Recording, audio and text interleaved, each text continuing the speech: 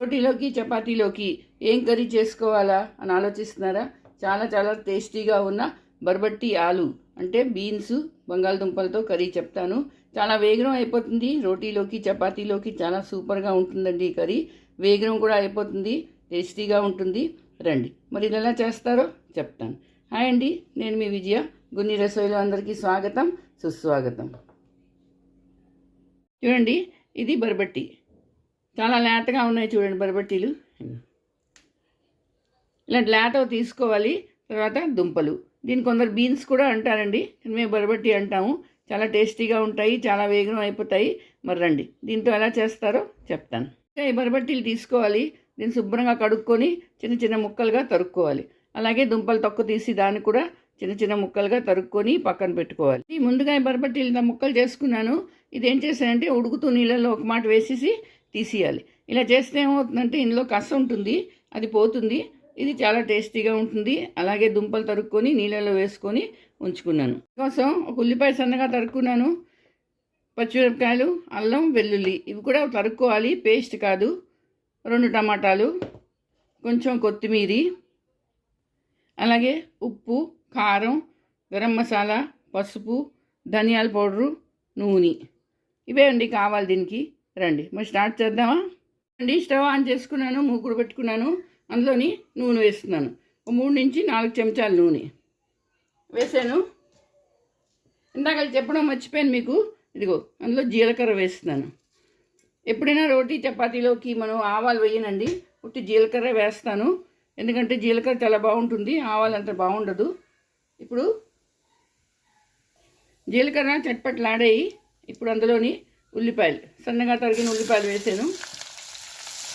ఉల్లిపాయలు కొంచెం వేగాలి. అందులోనే పచ్చిమిరపకాయలు, అల్లం, వెల్లుల్లిపాయలు. ఇది నేను కోసుకొని వేసుకున్నాను చిన్న చిన్న ముక్కలు. అల్లం వెల్లుల్లి పేస్ట్ వేసుకోవచ్చు, కానీ దాని టేస్ట్ వేరేగా ఉంటుంది, మసాలా వాసన వచ్చేస్తుంది. ఇలా అయితే మీకు సింపుల్గా ఉంటుంది. ఈ కూర చపాతీలోకి రోటీలోకి చాలా బాగుంటుందండి. కొంచెం గోల్డెన్ బ్రౌన్ అవ్వాలి.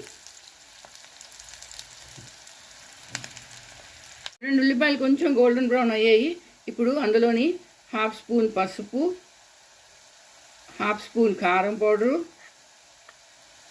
1 స్పూను ధనియాల పౌడరు, కొంచెం తగినంత ఉప్పు వేసుకొని కలుపుకోవాలి. మరి మసాలాలు మాడిపోకూడదు, ఇలా కలుపుతూ ఉండాలి. కొంచెం వేగగానే ఏం చేయాలంటే నీళ్ళలోంచి తీసిన దుంపలు ఇది వేసేయాలి. వేసి వేయించుకోవాలి. దుంపలు కొంచెం వేయించాలి, ఎందుకంటే కొంచెం హార్డ్ కదా, అంత వేగం ఉడికిపోదు. ఒక 2 సెకండ్లు ఇలా మసాలాతోనే వేగాలి ఇది. 2 నిమిషాలు అయిపోయింది. ఇప్పుడు తరిగిన టమాటాలు ఇవి వేసుకోవాలి. వేసుకొని ఇది వేయించుకోవాలి.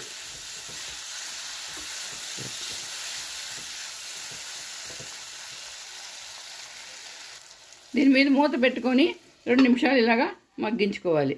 చూడండి, మూత తీస్తున్నాను. కొంచెం మగ్గిందండి, దుంపలు కొంచెం మెత్తపడ్డాయి. ఇప్పుడు చూడండి, ఇది వేడి నీళ్ళు వేసి తీసిన బర్బట్టీలు ఇవి వేసేస్తున్నాను. వేసి కలుపుకోవాలి. వేడి నీళ్ళు ఎందుకు వేసాలంటే అందులో కొంచెం కస ఉంటుంది, అందరూ ఇష్టపడరు. అలా వేసారనుకోండి ఆ కస పోతుంది, ఆ వాసన పోతుంది, బర్బట్టీలు చాలా బాగుంటాయి.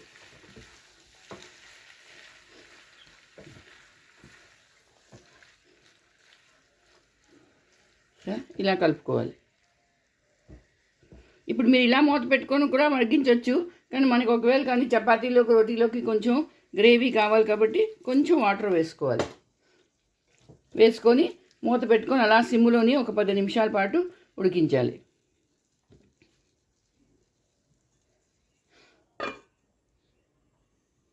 ఇంకోటండి, 10 నిమిషాలు అయిపోయింది, కూర రెడీ అయిపోయింది. సరే, బాగా ఉడికిపోయింది, మెత్తగా ఉడికిపోయింది.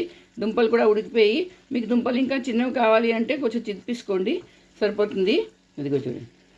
ఇప్పుడు ఏం చేస్తానంటే దింపి ముందు 1/2 స్పూను గరం మసాలా, ఇంకా కొంచెం కొత్తిమీర వేసుకొని కలుపుకోవాలి. మీకు ఇంకా కూర జారుగా కావాలనుకోండి, ఇంకా గ్రేవీ కావాలి అనుకుంటే కొంచెం నీళ్ళు పోసుకోవచ్చు.